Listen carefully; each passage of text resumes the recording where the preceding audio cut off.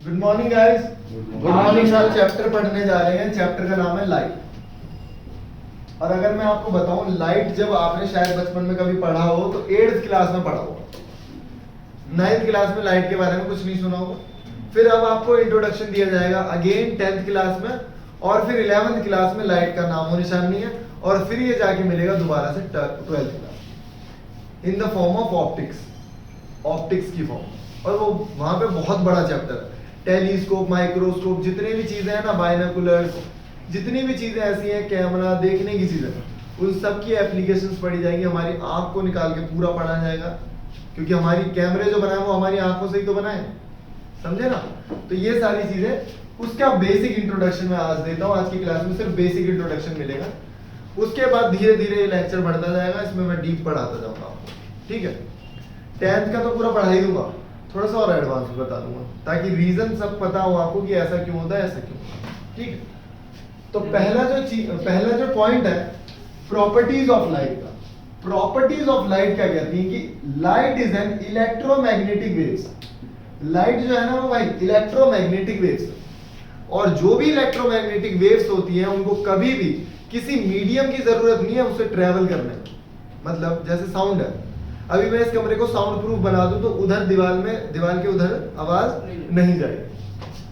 और साउंड को तुम्हें पता होगा कि साउंड को ट्रेवल करने के लिए मीडियम चाहिए, ठीक है। सबसे ज्यादा स्पीड साउंड की किस में होती है, कौन बताएगा? नहीं बताया, साउंड की स्पीड सबसे ज्यादा किस में होती है? नहीं, स्पीड मतलब हवा में। जैसे देखो, एक मीडियम हो गया हवा, मैं यहां से चिल्ला रहा हूं, आपको सुनाई दे रहा, ठीक है। दूसरी चीज है पानी। पानी में स्पीड और तेज जाती है। और तीसरी चीज है स्टील, जिसमें सबसे तेज जाती है। अभी हमें पता नहीं होता कि ट्रेन आ रही है नहीं आ रही, लेकिन हम कान पटरी पे लगाएंगे तो हमें वाइब्रेशन महसूस हो जाएगी, साउंड महसूस हो जाएगी, यार आ रही है ट्रेन। शायद आपने कभी देखा हो ना, ठीक है। और भी जैसे फोन करा मैंने, लैंडलाइन वाले पहले फोन होते थे, फोन मिलाया तो वो वायर्स में साउंड ट्रेवल करते थे, ठीक है।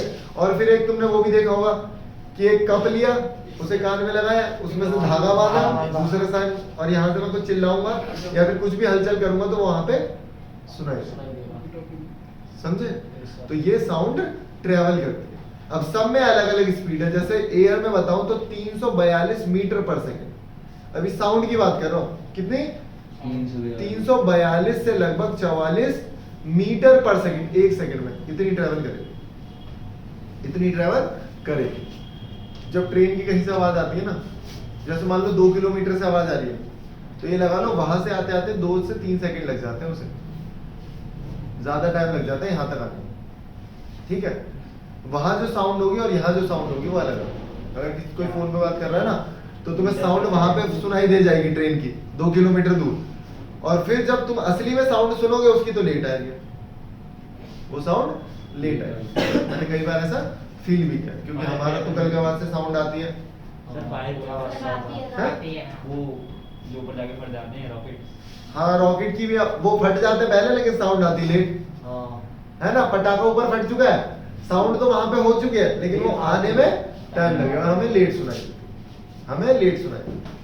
तो उनको हमेशा ना एक मीडियम चाहिए होता है। ऐसे ही देखो, जब तुम साउंड सुनते हो ना, अभी जैसे पैकेट्स आते हैं, वाटर प्रूफ पैकेट्स, जिसमें आप फोन रख लो, फोन में गाने बजा लो और फिर पानी के अंदर चले जाओ। तो ये लगा लो, पानी के अंदर जब हम जाते हैं तो गाना अगर बहुत धीरे भी बज रहा है ना, तो बहुत दूर तक सुनाई देगा। मतलब मैं यहाँ पे हूँ, पानी के अंदर ही हूँ मैं भी, और मेरा दोस्त पानी के अंदर बहुत दूर गाने चला रहा है ना, तो मुझे सुनाई देगा। और जैसे ही मैं सर बाहर निकालूंगा, साउंड नहीं आएगी, वो सिर्फ पानी के अंदर ही सुनाई देगी, वो सिर्फ पानी के अंदर ही सुनाई देगी। ये भी हमने ऑब्जर्व किया, अभी मैं गया था तब, ठीक है। इसीलिए सबसे ज्यादा जो स्पीड होती है साउंड की, वो किसमें होती है? स्टील में। उसके बाद अभी हम बात कर रहे हैं लाइट की। तो लाइट को मैंने ये बताया कि वो इलेक्ट्रोमैग्नेटिक वेव्स का एक पार्ट है। It doesn't required any medium to travel, उसे कोई मीडियम ही नहीं चाहिए। सनलाइट यहां से यहां तक आ रही है, कैसे आ रही है? बीच में तो एयर ही नहीं है, बीच में क्या है? वैक्यूम है, बीच में क्या है वैक्यूम है। अभी वैक्यूम वर्ड आया तो मैंने यहाँ पे वैक्यूम की स्पेलिंग लिखी थी, तो कौन मुझे बताएगा वैक्यूम की सही स्पेलिंग? मैं तुम्हें ऑप्शन देता हूँ, ठीक है, ऑप्शन देता हूँ। VACUM, VACCUM, VACUUM, कौन सी है? सेकंड बिल्कुल गलत है, थर्ड होगी। थर्ड है, याद रखना। ये जब डिक्शनरी में और गूगल करोगे ना, और जो तुमने डबल सी लिख दिया तो गूगल बताएगा कि ये तो स्पेलिंग ही नहीं होती, तुमने गलत लिखा है, ये वाली स्पेलिंग होती है। ऐसे जब हम कोई गलत वर्ड लिख देते तो वो सही करके बताता है कि ऐसा है। बिल्कुल एग्जैक्ट। हाँ, डू यू मीन वैक्यूम मतलब क्या होता है? देखो अभी यहाँ पे क्या है, एयर। बहुत अच्छी बात है, क्वेश्चन पूछ लिया करो जब भी क्वेश्चन तुम्हारे माइंड में। यहाँ पे क्या है, एयर है, तभी तो मेरी आवाज सुनाई दे रही है।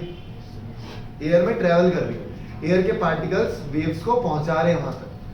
वैक्यूम क्या होता है? जहां पे एयर नहीं है, जैसे मैं स्पेस में चला गया, एयर भी ना मेरी कुछ लिमिट तक है, उसके बाद एयर है ही नहीं भाई। मतलब कुछ किलोमीटर तक जाके उसके बाद एयर नहीं है। ओजोन लेयर के पार चले जाओ, एटमॉस्फेयर के बाहर चले जाओ, एयर है ही नहीं। तो स्पेस में एयर तो है ही नहीं यार। अब स्पेस में एयर नहीं है तो उसे कहा जाता है वैक्यूम। खाली स्पेस है, बिल्कुल खाली स्पेस। और खाली स्पेस यहाँ पे तो एग्जिस्ट ही नहीं कर सकता, यहाँ पे एग्जिस्ट नहीं कर सकता, वो बाहर ही एग्जिस्ट करता है। अगर मैं बॉटल को भी खाली करूंगा ना तो क्या होगा? अगर बॉटल में पानी है, पानी निकाल दो, अब उसके अंदर क्या है? एयर है। अगर मैं एयर को भी निकालूंगा तो क्या होगा? पिचक जाएगी, वो पिचक जाएगी। क्यों पता है? बताओ। क्योंकि एयर का प्रेशर बहुत ज्यादा होता है। हमें फील क्यों नहीं होता एयर का प्रेशर? एयर का प्रेशर बहुत ज्यादा है। अगर आप कहीं से भी एयर हटा दोगे ना तो सारी चीजें खींची चली आएंगी, इतना प्रेशर है एयर में, समझे? हमें क्यों फील नहीं होता लेकिन ये चीज? कुछ कहना चाहते हो? नहीं, हमें इसलिए फील नहीं होता क्योंकि हमारा ब्लड प्रेशर ज्यादा है।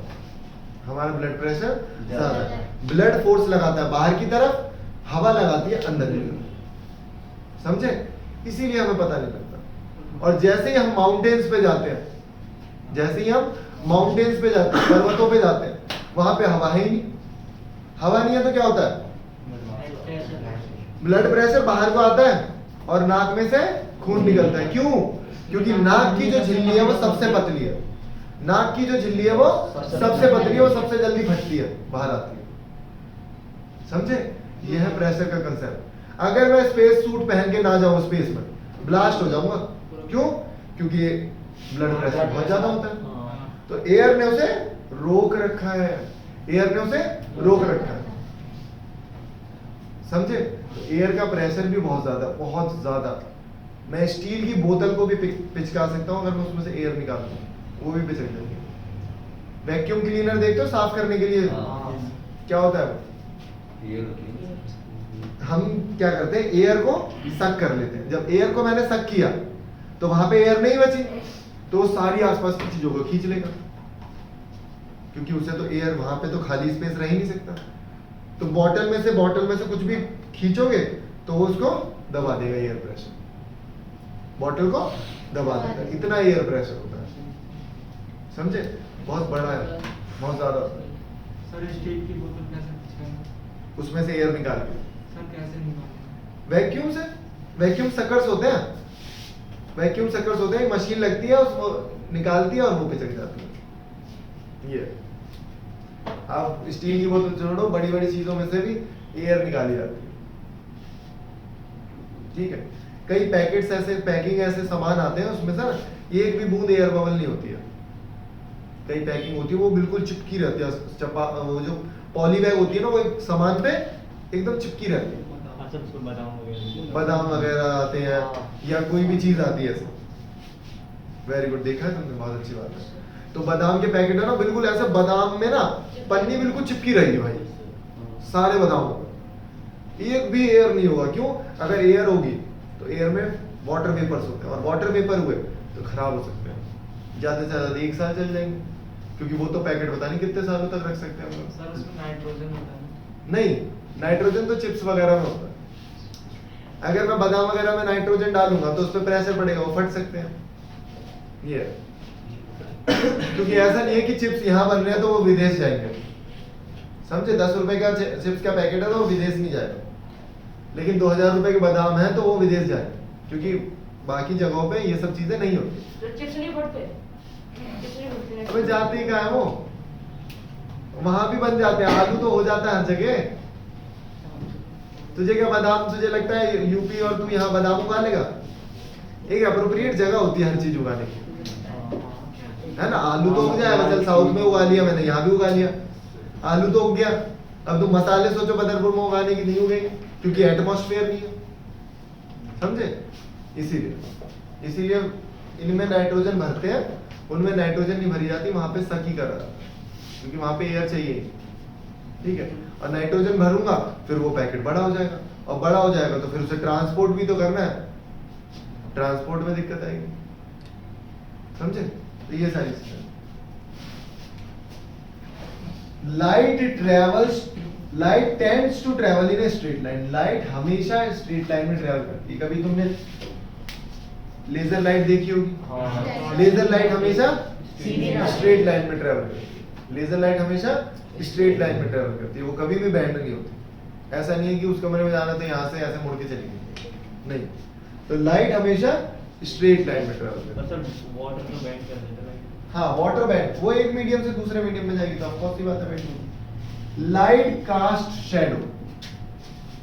अब कोई ऑब्स्टिकल आ गया यहाँ पे, लाइट यहाँ से जा रही थी, अब रुक गई ना, तो लेकिन बाकी लाइट यहाँ से कहीं से जा रही होगी, तो जब जा रही होगी तो इसकी शैडो बनाएगी यहाँ पे, वो इसकी शैडो बनेगी क्योंकि रुक गई है ना भाई,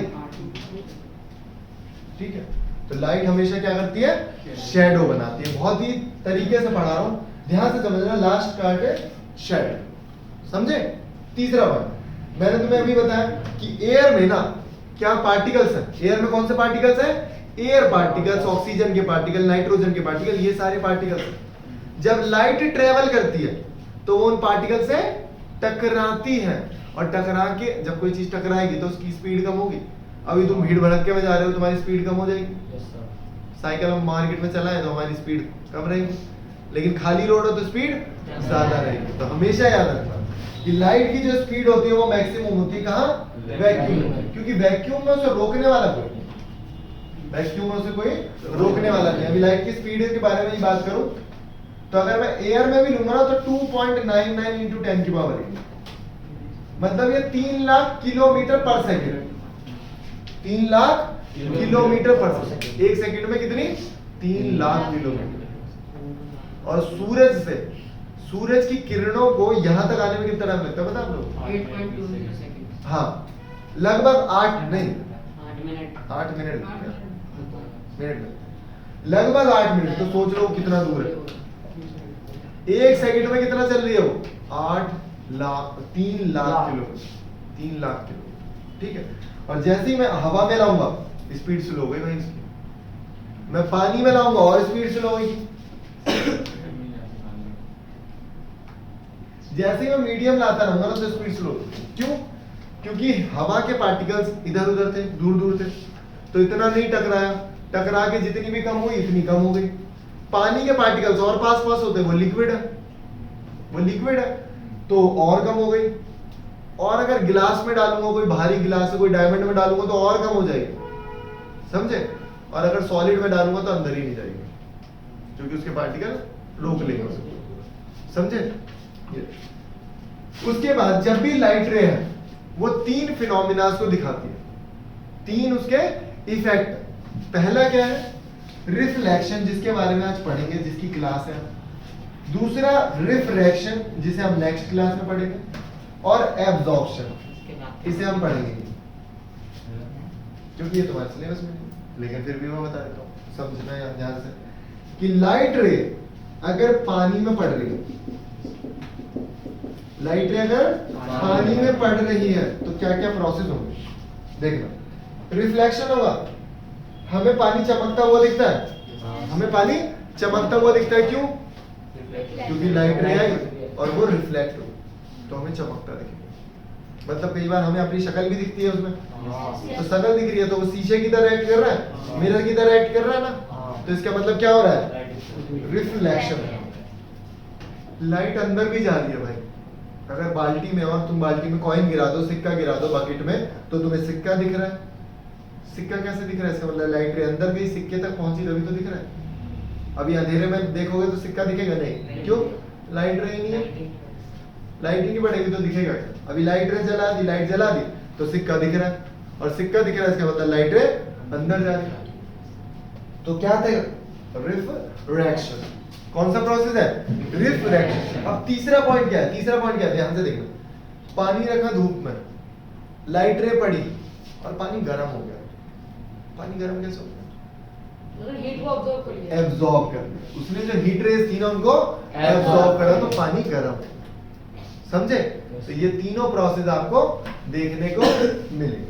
ठीक है, अब लाइट के बारे में जो हमें पढ़ना है, हमें सबसे पहले पढ़ना है रिफ्लेक्शन। अभी रिफ्लेक्शन के बारे में डायग्राम के जरिए समझाऊंगा, लेकिन फिर भी बता देता हूँ रिफ्लेक्शन होता क्या है और हम लोगों ने कैसे ऑब्टेन किया रिफ्लेक्शन। हमने देखा है कोई भी चीज अगर चमक रही है ना, तो वहां से लाइट रिफ्लेक्ट होगी। ठीक है, हमने देखा गोल्ड, गोल्ड होता है ना, सिल्वर होता है, सोना चांदी रिफ्लेक्ट करता है। तो हमने कहा यार अगर लाइट इससे रिफ्लेक्ट होती है, इस वाले कलर से या सिल्वर कलर से, तो अगर हमें मिरर बनाना है, दर्पण बनाना है, शीशा बनाना है, जो घरों में तुम लोग अपनी शक्ल देखने के लिए यूज करते हो, तो उसमें क्या किया, पहले प्लेन था, ग्लास ले लिया जिसमें आर पार दिखता है, ट्रांसपेरेंट ग्लास ले लिया। क्या किया, ट्रांसपेरेंट ग्लास ले लिया। अब ट्रांसपेरेंट ग्लास में एक साइड कर दिया सिल्वर पेंट या फिर गोल्डन पेंट। अब वो पूरा क्या कर दिया, गोल्डन पेंट कर दिया।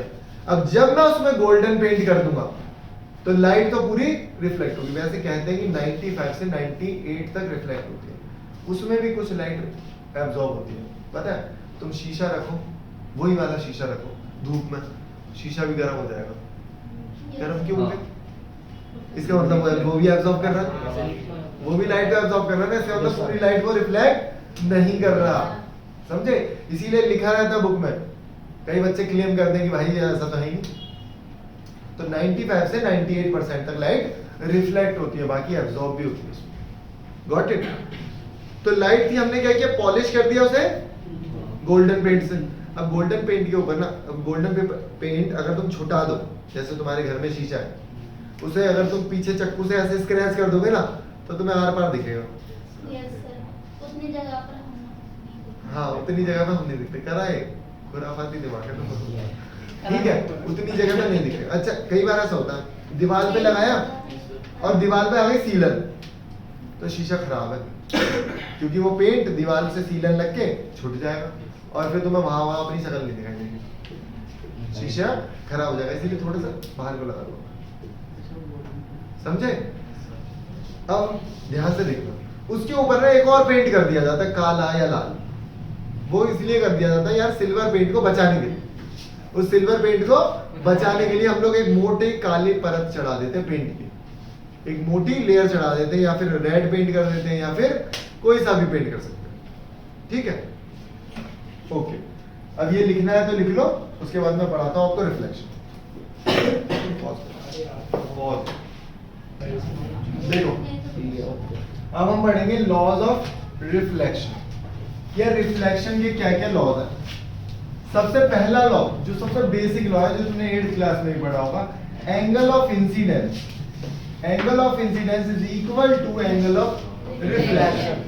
मतलब अगर, ये भी सुन लो, अगर ग्लास ना बिल्कुल प्लेन है, बिल्कुल प्लेन और बिल्कुल स्मूथ है, अगर उसमें वो थोड़ा सा भी रफ है ना, वो थोड़ा सा भी रफ है, तो लाइट यहाँ पड़ेगी, कभी यहाँ चली जाएगी, एंगल जो होगा बराबर नहीं होगा। कभी यहाँ आई ऐसे चली गई, एंगल बराबर नहीं होगा। तो इसके लिए सबसे पहली कंडीशन ये है कि भाई जो भी ग्लास, जो भी मिरर है मेरा, वो हमेशा बिल्कुल स्मूथ और प्लेन होना चाहिए।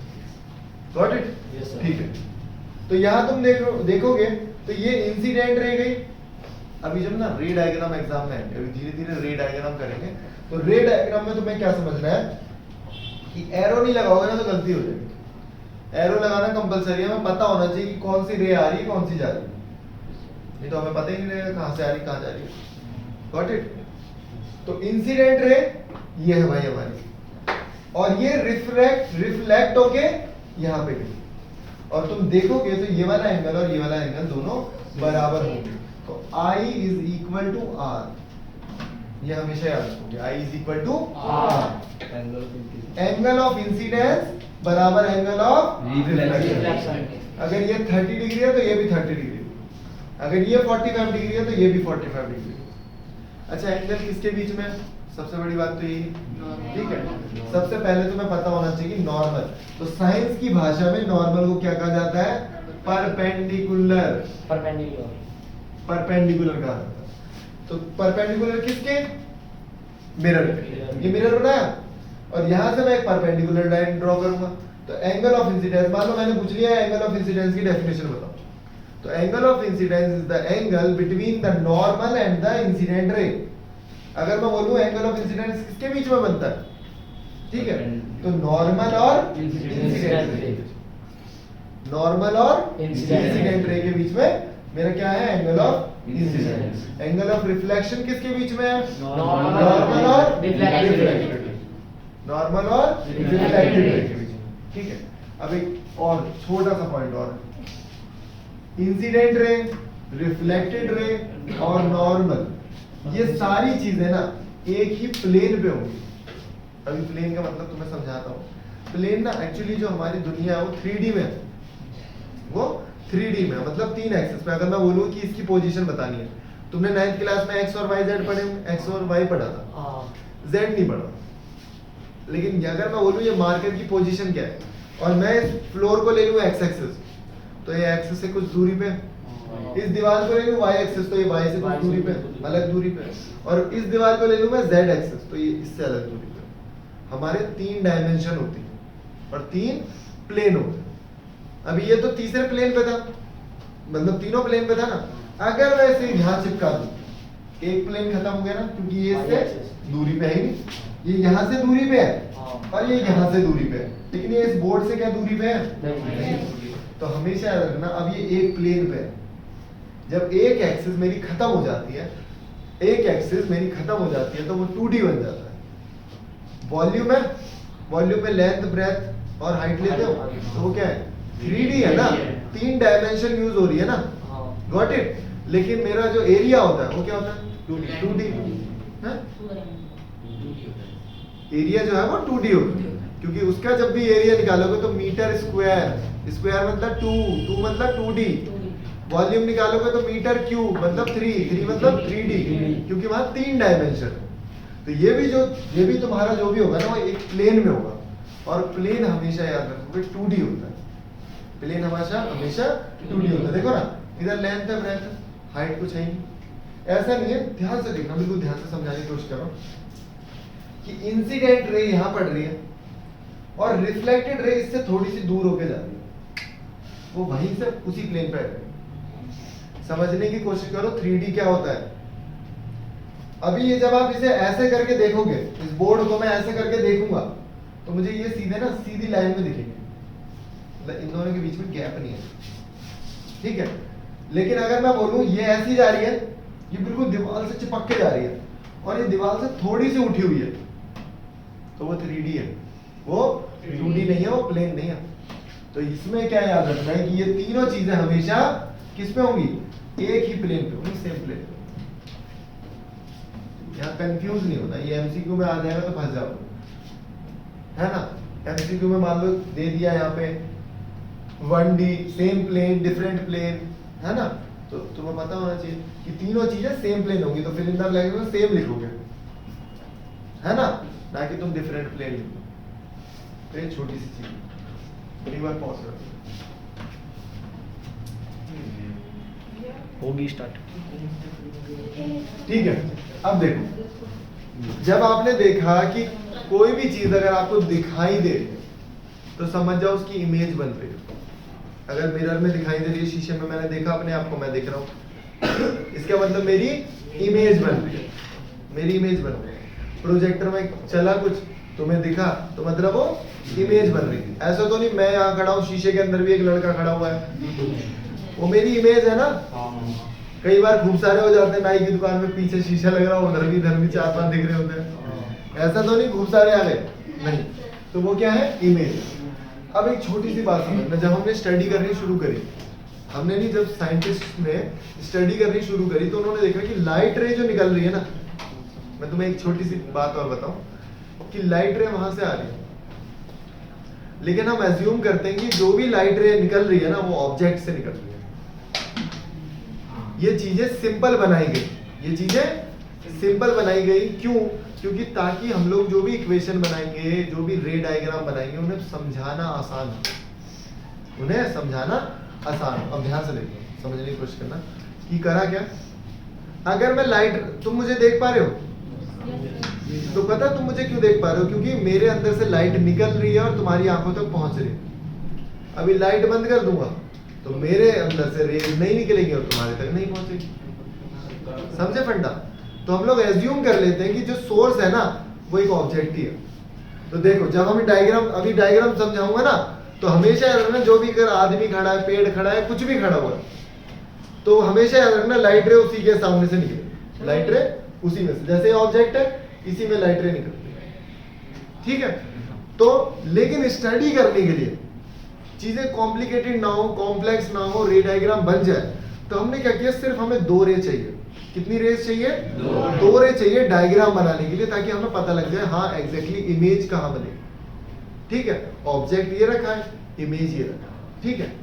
इमेज ये बनेगी। तो image is what? It is the point where at least 2 light ray actually meet और अपीयर्स टू मीट। अब ध्यान से देखना, एट लीस्ट बोला है, ज्यादा से ज्यादा तो कितनी भी मिलेगी, लेकिन कम से कम मुझे 2 रे चाहिए ही चाहिए ताकि मैं इमेज बना सकूं। तो एटलीस्ट 2 लाइट रे दे एक्चुअली मीट, या तो वो एक्चुअली मीट कर रही हो, असली में मीट कर रही हो, या फिर अपीयर्स टू मीट, मतलब मुझे ऐसा लगे कि यार मीट कर रही है, या फिर मुझे ऐसा लगे या मीट कर रही है। अब ध्यान से देखो, इमेज बन गई, लेकिन वो इमेज जो भी होगी उनके अगर कैरेक्टरिस्टिक्स बताऊं तो 2 तरह की होगी। उनके अगर कैरेक्टरिस्टिक्स के बारे में बात करूं तो जो वो होती हैं वो 2 तरह की होती है, एक तो रियल होती है और एक वर्चुअल। वर्चुअल का मीनिंग पता है क्या होता है? सर मतलब वैसे वर्चुअल का मतलब ये होता है जो असली में एग्जिस्ट नहीं करता, हाँ जो असली में है ही। सर जैसे वीडियो कॉल वीडियो कॉल, मुझे तुम दिख रहे हो लेकिन असली में तुम थोड़ी हो मेरे सामने, मैं तुम्हें हाथ थोड़ी लगा सकता हूँ, या मुझे मारना तुम हाथ थोड़ी से। दैट इज कॉल्ड वर्चुअल, है ना, जो असली में एग्जिस्ट नहीं करता। अब ध्यान से देखो, रियल का मतलब असली में है। Formed when light ray actually meet, जब 2 लाइट रे असली में मिलेंगी ना, तो जो भी इमेज बनेगी वो मेरी कैसी होगी? रियल इमेज होगी, एक्चुअली में मिलेगी। लेकिन असली में नहीं मिल रही, लग रहा है ऐसा मिल रही है, तो अपीयर्स। ठीक है? Can be obtained on screen, हम उसे स्क्रीन पे ले सकते हैं। अब ध्यान से देखो, स्क्रीन पे ले सकने का मतलब क्या है? मैं शीशे में देख रहा था और मैंने सोचा ना इससे मैंने स्क्रीन लगा देता हूँ, उसमें मैं अपनी फोटो को बना दूंगा, ट्रेस कर दूंगा। तो मैंने आगे ना एक पेपर लगा दिया कि मैं तो दिख ही रहा हूँ उसमें, मैं पेपर लगा देता हूँ और पेपर पे भी मैं दिखूंगा फिर तो, और पेपर में अपने आप को बना लूंगा। लेकिन मैंने जब पेपर लगाया तो मैं दिख ही नहीं रहा, मुझे सिर्फ पेपर दिख रहा है।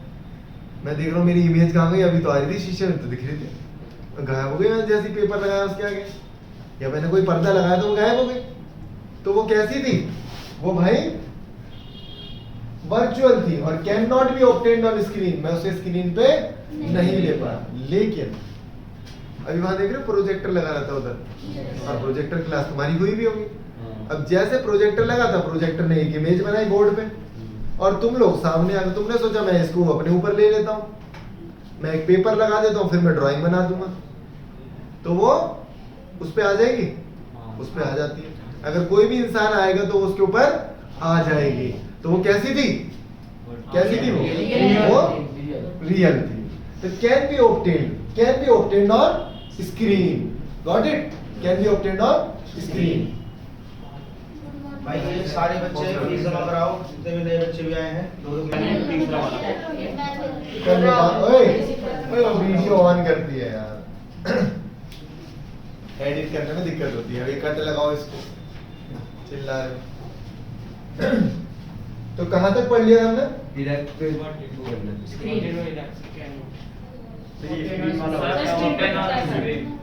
इमेज जो भी अगर रियल होगी वो हमेशा रहना can be obtained on screen. तुम्हें पता है प्रोजेक्टर में वहां पे उल्टा लगा हुआ है। प्रोजेक्टर और क्या उल्टा लगा, उसके बटन नीचे है, उसको ऐसे रखा जाता है। अगर उल्टा नहीं लगाएंगे तो फिर तुम्हें सर उल्टे दिखेंगे, समझे? तो याद रखना कि जो भी तुम्हें इमेज मिलेगी भाई, अगर वो रियल है तो वो कैसी होगी? इन्वर्टेड होगी, उल्टी होगी। वो कैसी होगी? इन्वर्टेड होगी। मेरी आंखों में जो रेटिना पे इमेज बनती है ना, वो भी उल्टी बनती है, वो भी उल्टी बनती है, लेकिन दिमाग उसे सीधा पड़ता है। जैसे अगर मैंने किताब पे कुछ लिखा है, जैसे मैं अगर ये इमेज लिखा है तो पढ़ोगे तुम इमेज ही सर, क्योंकि तुम पढ़ रहे हो, तुम्हें पता है। तो ऐसे ही हमारा ब्रेन ना उसे सीधा पड़ता है, जब वो उल्टा लिखा हो तो कैसे भी बने इमेज। क्या उल्टा ही देख रहा है तो उल्टा देख रहा तो तुझे दिखेगा ना, सही पढ़ेगा तो सही तू। सर सर ऐसा फोटो खींचता है, कुछ लिखा होता है तो वो उल्टा हो जाता है। हाँ वो उल्टा होता है, वो उल्टा होता है, और मिरर में भी दिखता है, वो बताऊंगा। क्योंकि उसके बाद image formed on cinema screen, जो भी सिनेमा स्क्रीन है ना, जो भी मूवी थिएटर्स में हॉल में लगे रहते हैं वो कैमरास, वो सारी जो है इन्वर्टेड बनाते हैं। यहाँ पे देखना कि जब मैं स्क्रीन, मैंने तुम्हें बताया एक चीज और, अगर प्लेन मिरर है ना, कैरेक्टरिस्टिक्स सुन लो प्लेन मिरर की, बहुत इंपॉर्टेंट। जितनी दूर मैं खड़ा हूं शीशे से, उतनी दूर मेरी इमेज बनेगी शीशे के अंदर। अगर मैं शीशे से 1 मीटर दूर खड़ा हूं ना, तो मैं 1 मीटर दूर दिखूंगा। कई बार ना बिल्कुल शीशे में घुसना पड़ता है अगर कोई चेहरे पे दाग धब्बे हो रहे हैं। क्यों? क्योंकि मैं तो 1 मीटर दूर था, और मेरी जो इमेज भी बन रही है वो कितनी है? 1 मीटर दूर। तो उसमें और मेरे में कितनी दूरी हो गई? 2 मीटर की। इसीलिए हम अच्छे लगते हैं शीशे में। समझ में आया कि इमेज की और ऑब्जेक्ट की, इमेज की और ऑब्जेक्ट की दूरी कितनी हो गई? डबल हो गई भाई, समझे ना? इसीलिए ना छोटे बच्चे को कभी शीशा नहीं दिखाते, उसे समझ में नहीं आता ना वो शीशा, उसे लगता है सब कुछ, मतलब एक कमरा और है अंदर, उसमें घुसे मारेगा, अंदर जाने की कोशिश करेगा। लेकिन असली में ऐसा नहीं। कुत्ते वाला नहीं देखा, वो हड्डी छोड़ देता है, वो भौंकने लगता है, उसके मुंह से हड्डी गिर जाती है पानी में, पानी में उसे इमेज दिखती है, उसे लगता है एक और कुत्ता है, उसके ऊपर दिमाग नहीं होता ना, उनमें दिमाग नहीं होता। हमें दिमाग में पता है शीशा, अंदर नहीं जा सकते, ठीक है? तो image formed by the plane mirror या कॉन्वेक्स मिरर, जब भी तुम देखोगे तो तुम्हें कैसे मिलेगी? इरेक्ट मिलेगी। इरेक्ट मतलब सीधी, इरेक्ट मतलब सीधी। तो वो जो मेरी इमेज थी वो कैसी थी? वर्चुअल। भाई शीशे के अंदर तो कुछ है ही, और मुझे शीशे में ऐसा लग रहा है कि एक और अंदर कमरा लग रहा है मुझे, तो कैसी है वो? याद रखोगे, वर्चुअल है और इरेक्ट। मैं सीधे खड़ा हूँ, ऐसा नहीं है मेरा पैर ऊपर और सर नीचे दिखेगा, जैसा हूँ वैसे ही दिखूंगा, ठीक है? कॉन्वेक्स लेंस का होता है। कॉन्वेक्स लेंस अभी पढ़ाऊंगा, स्फेरिकल मिरर तब बताऊंगा कॉन्वेक्स कॉनकेव क्या, ठीक है? और उनके कभी मेट्रो स्टेशन गए हो तो एक बड़ा सा दिखा हो, शीशा लगा रहता, टंगा रहता, बस वही है, वही कॉन्वेक्स मिरर है। कभी दुकानों के बाहर देखा हो, एक जो बाहर को निकला रहता है ना, वो है कॉन्वेक्स मिरर। सेक्टर तो उसकी पूरी कहानियां अभी पढ़ेंगे हम लोग। हर गाड़ी के नीचे भी जाओगे। हाँ, जो बस कोई ड्राइवर चला रहा है, उसके बगल में जो लगा रहता है वो है कॉन्वेक्स मिरर। ऑब्जेक्ट जरूर देखिए। हाँ, साइड मिरर, ठीक है? साइड मिरर कह लो, रियर व्यू मिरर। अभी ये छोटा सा एक डायग्राम बनाया, मैं उसे एक्सप्लेन कर देता हूँ कि यहाँ देखो, एक रे ऐसी गई सीधी और एक रे ऐसी टकरा के ऐसी गई। रेज अंदर तो जाएंगी नहीं, शीशा है, शीशे के अंदर थोड़ी घुसेगी, है ना? तो ऐसा लगता है, लेकिन देखो ना शीशे के अंदर तो, शीशे के पीछे तो दीवार है, लेकिन हमें ऐसा लग रहा है कि शीशे के पीछे इमेज बन रही है अंदर जाके। तो वो इमेज यहाँ पे बन रही है। ए बी मेरा ऑब्जेक्ट है और A B A dash B dash, A dash B dash मेरी इमेज है। ए बी मेरा क्या है? ऑब्जेक्ट है, और ए डैश बी डैश क्या है? Image. Got it? Angle of incidence, angle of reflection बराबर होंगे। देखो एरो लगा दिया मैंने, यहाँ से लाइट टकरा के वापस चली, लाइट टकरा के वापस चली, लेकिन ऐसा लग रहा है कि यहाँ पे बन रही है तो मिल रही है, लेकिन ये मिल नहीं रही एक्चुअल में। तो यहाँ देखो appears to meet मतलब ऐसा लगेगा कि दोनों लाइनें मिल रही है, लेकिन वो असली में नहीं मिल रही। मिलेंगी कहाँ पे? Real image, actual. तो वो अभी जब पढ़ाऊंगा ना कॉनकेव मिरर तो तुम्हें पता लगेगा अच्छा एक्चुअली ऐसे मिलती है और कॉन्वेक्स में नहीं मिलेगी। ठीक है, ये पॉज कर दो। अब देखो स्फेरिकल मिरर के बारे में पढ़ेंगे, लेकिन उससे पहले एक डाउट आया बच्चे का कि यार इरेक्ट और इन्वर्टेड क्या होता है। देखो अभी तुम घर जाके ना चम्मच में देखना, चम्मच में इस साइड से देखना और इस साइड से। तो जब तुम दूर ले जाओगे तो तुम सीधे दिखोगे, लेकिन जब तुम पास लाओगे तुम उल्टे हो जाओगे। तो तुम्हारा मुंह ना उल्टा दिखेगा भाई, मतलब उल्टा का मतलब समझ जाओ, यहाँ के जो है नीचे दिखेंगे, उल्टे दिखोगे तो उसे कहते हैं इन्वर्टेड। और इरेक्ट का मतलब क्या होता है? सीधे थे तो सीधे दिख रहे। ध्यान से देखना, जैसे मैं सीधे खड़ा हूं तो मैं जब शीशे में दिख रहा हूं प्लेन मिरर में तो मैं सीधे ही दिख रहा हूं, समझ रहे हो ना? मेरे पैर नीचे ही है और मैं ऊपर ही हूं। तो उसमें क्या है? वो रियल है। ओ इन्वर्टेड है तो हमेशा याद रखना इन्वर्टेड का होगा वर्चुअल के साथ। इन्वर्टेड जो भी दिखेगी ना तुम्हें, सॉरी इन्वर्टेड जो भी दिखेगी वो रियल हो। सर जैसे कि लिखा हुआ होता है वो उल्टा हो जाता है। हाँ, लिखा हुआ जो होता है ना वो उल्टा हो जाता है। वो ये तो वो लेटरल इन्वर्जन है, वो बताऊंगा कि एम्बुलेंस वाला केस है ना जो, वो लेटरल इन्वर्जन कहते हैं उसे। सर कैमरे में क्यों नहीं? कैमरे में भी होता है। अबे मेरे चोट यहाँ लग रही है ना तो वो इधर दिखेगी इस साइड फोटो में, तो उसको लेटरल इन्वर्जन कहा जाता है। सर वो तो फोटो में दिखेगी, वीडियो में नहीं दिखेगी। वीडियो में इसलिए नहीं है क्योंकि वो वीडियो में अलग टेक्नोलॉजी यूज होती है, वो कैमरा पढ़ा दूंगा तो मैं पूरा ही कर, ठीक है, समझे? तो जब ये इमेज ली जाएगी तो मेरी जो उसे कहा जाता है लेटरल इन्वर्जन। सुन लो, एक नया वर्ड है लेटरल इन्वर्जन। जो भी मेरी लेफ्ट हैंड की चीज है वो फोटो में राइट हैंड में दिखेगी, वो तुम्हें ऐसे दिखेगा। तो एम्बुलेंस जैसे लिखा रहता है ना तो वो यहाँ से स्टार्ट हो रहा है तो वो यहाँ से दिखेगा।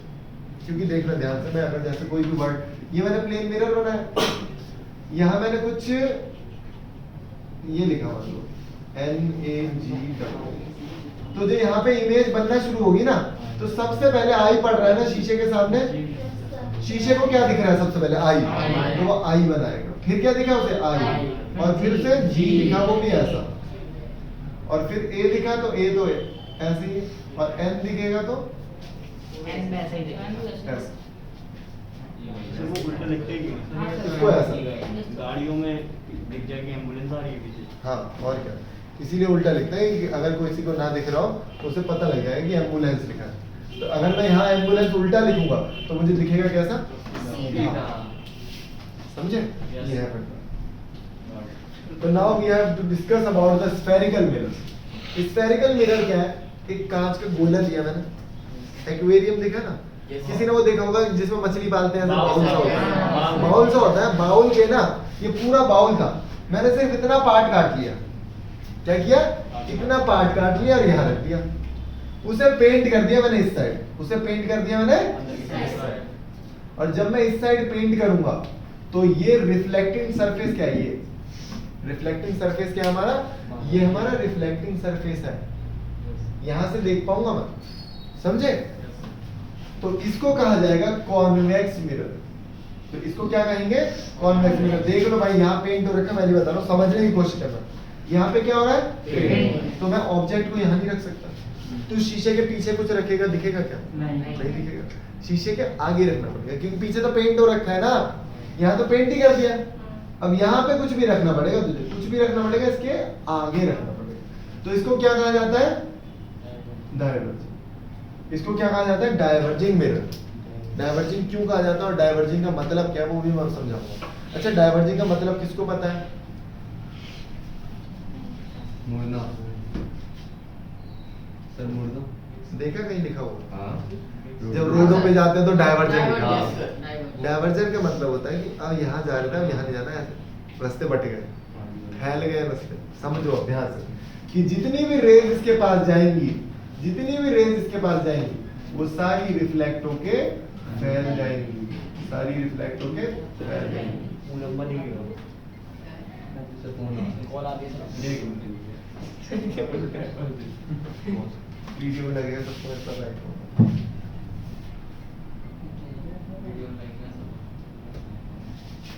ठीक है, that is called, that's why it is called diverging. क्यों?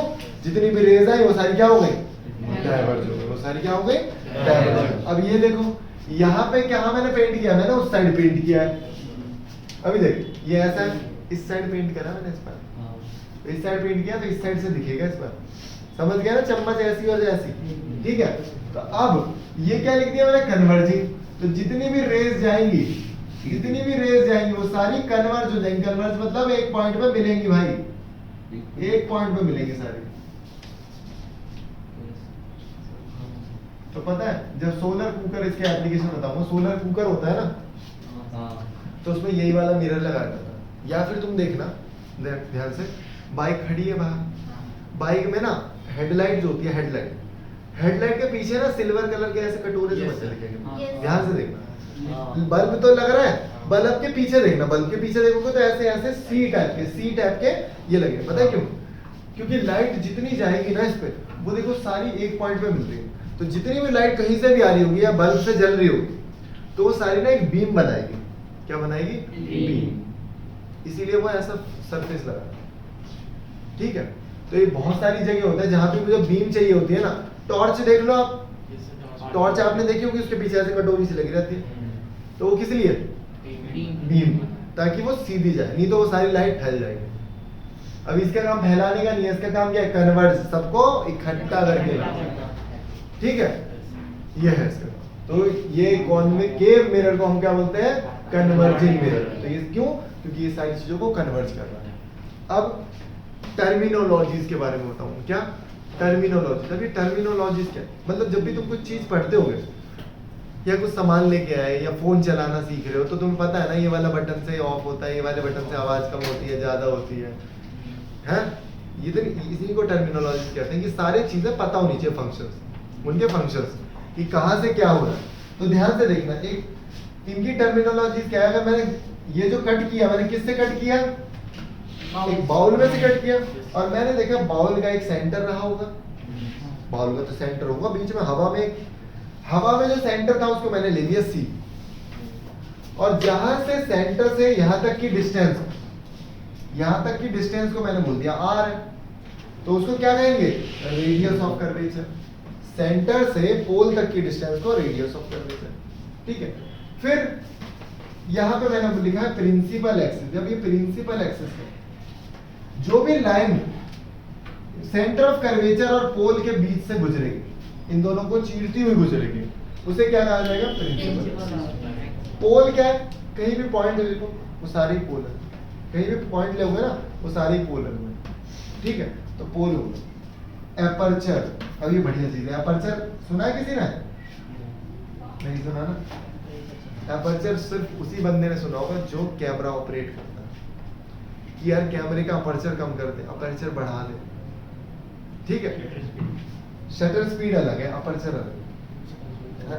अपर्चर अलग है, शटर स्पीड अलग है। इसीलिए तो जैसे DSLR है, मैं अभी तक नहीं सीख पाया, मेरे पास 3 साल हो गए कैमरा, अभी तक नहीं आता मुझे अपर्चर कब बढ़ाना है, कब कम करना है, टफ होता है। वही बता रहा हूँ। अपर्चर क्या होता है? ये जो लेंस है ना, ये कितना दिख रहा है, मतलब कितनी लाइट जा रही है कितने पे। अभी कई बार क्या है, कैमरे में छोटा कर दूंगा तो अपर्चर कम होता है, सिर्फ इतने पे ही लाइट पड़ेगी, और कम कर दूंगा तो इतने पे ही लाइट पड़ेगी। बढ़ा दिया इसका अपर्चर तो इतने पे लाइट पड़ रही है, समझे? तो ये अपर्चर। रेडियस मैंने तुम्हें बता दिया, सेंटर ऑफ कर्वेचर मैंने तुम्हें बता दिया। फोकस क्या होता है? सेंटर का आधा, मतलब रेडियस ऑफ कर्वेचर का आधा। अगर मैं बोलूं तो रेडियस ऑफ कर्वेचर डबल होता है किसके? फोकस, मतलब focal length. Focal length, focal length क्या है? पोल से फोकस तक की दूरी को फोकल लेंथ। ये छोटी छोटी चीजें। पोल ये रहा भाई, पोल से फोकस तक की दूरी को क्या कहेंगे? Focal length. ठीक है, पोल से सेंटर तक की दूरी को क्या कहेंगे? रेडियस। सेंटर से पोल की दूरी क्या है? रेडियस। रेडियस का आधा कर दूंगा तो क्या निकलेगा? Focal length. ठीक है, तो ये छोटी छोटी चीजें जो हर एक बच्चे को पता होनी चाहिए, वो मैंने तुम्हें बताया। ठीक है। अब इनके एप्लीकेशंस की यार, इस पे इमेज बनेगी, कभी छोटी बन रही है कभी बड़ी बन रही है, यहाँ ये बहुत समझने वाली चीज है। क्योंकि देख, प्लेन मिरर पे जब मैं देखूंगा तो जितना बड़ा मैं था उतना ही बड़ा दिखूंगा, चाहे मैं पीछे जाऊं आगे जाऊं जो भी, ठीक है। लेकिन अगर ऐसे मिरर्स की बात करें ना तो कभी उल्टे दिखते हैं, कभी छोटे दिखते हैं, कभी बड़े दिखने लग जाते हैं, कैसे भी क्या क्या अजीब हो जाता है समझ में ही नहीं आता। कभी सीधे बनना, कभी उल्टे बनने लग जाएंगे, उसी में आगे पीछे जाओगे, मोटे हो जाते हैं, कभी पतले हो जाते हैं। साइंस म्यूजियम में कितने सारे मिरर रखे हैं, उसमें कभी कैसे हो जाते हैं, कभी कैसे हो जाते हैं, है ना। तो वो क्या है, मिरर्स का खेल है, वो सारा क्या है, मिरर्स का। फिलहाल अभी तो तुम्हें सिर्फ 2 ही मिरर पढ़ने हैं, कॉनकेव और कॉन्वेक्स, ठीक है। तो इसके बारे में ज्यादा जानकारी देने के लिए, न्यूमेरिकल्स के बारे में बताने के लिए हम लोग पढ़ेंगे नेक्स्ट क्लास में, ठीक है।